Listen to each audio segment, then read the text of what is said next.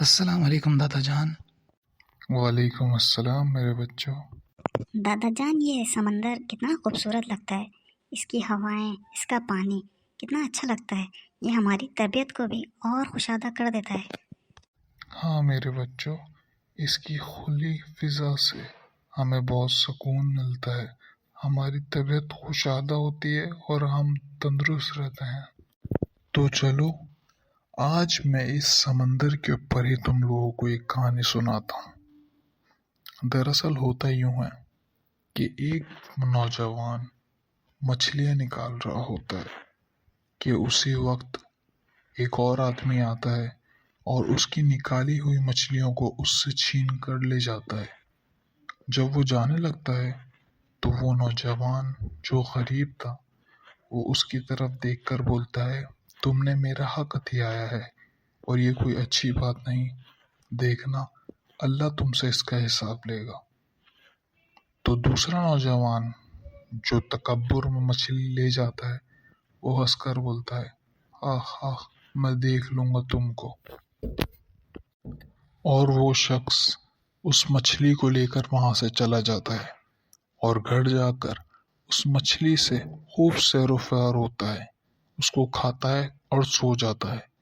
مگر اگلے دن جب وہ اٹھتا ہے تو وہ دیکھتا ہے کہ اس نے جس ہاتھ سے مچھلی پکڑی تھی اس کی انگلی میں پس بھر آیا ہے۔ وہ ڈاکٹر کے پاس جاتا ہے اور ڈاکٹر کو دکھاتا ہے۔ ڈاکٹر بولتا ہے، آپ کی انگلی کی حالت بہت خراب ہے، ہمیں اسے کاٹنا پڑے گا ورنہ آپ کا پورا ہاتھ کٹ جائے گا۔ وہ جب سوچتا ہے کہ یار پورا ہاتھ کٹ جائے گا تو اس سے بہتر ہے کہ میں انگلی ہی کٹوا لوں۔ وہ اس انگلی کو کٹوا دیتا ہے اور گھر آ جاتا ہے اور بہت روتا ہے اور سو جاتا ہے۔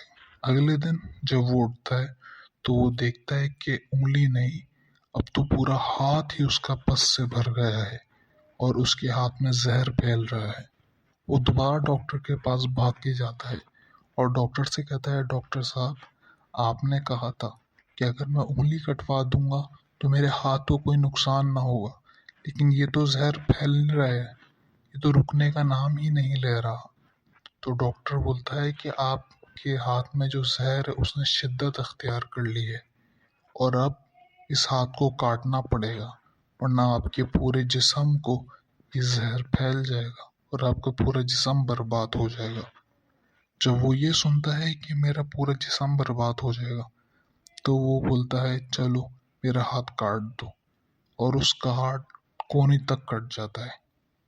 وہ پھر گھر آتا ہے اور پھر روتا ہے اور وہ بہت روتا ہے اور پھر وہ سو جاتا ہے۔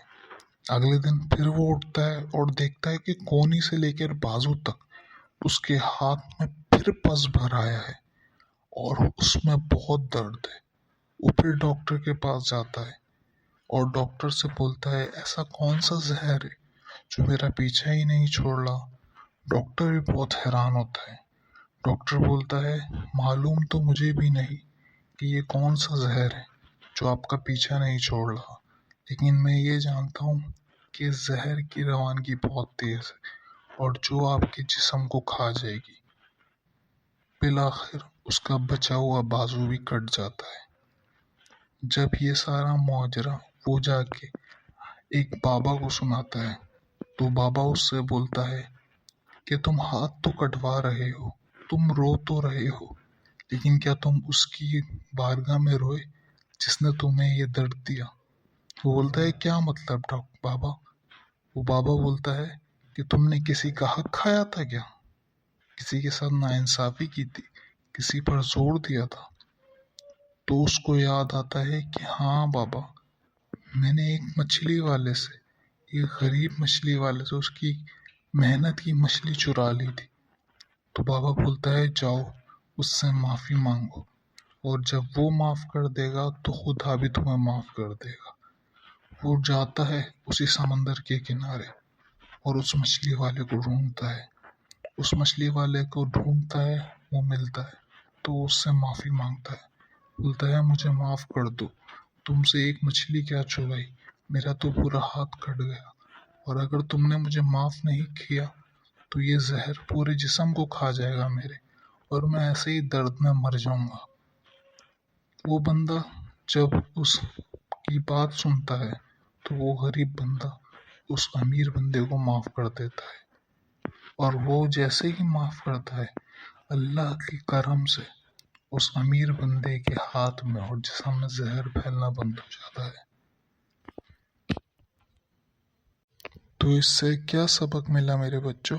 دادا جان، ہمیں یہ سبق ملا کہ جب تک اللہ بھی معاف نہیں کرتا جب تک اس کے بندہ معاف نہ کر دے۔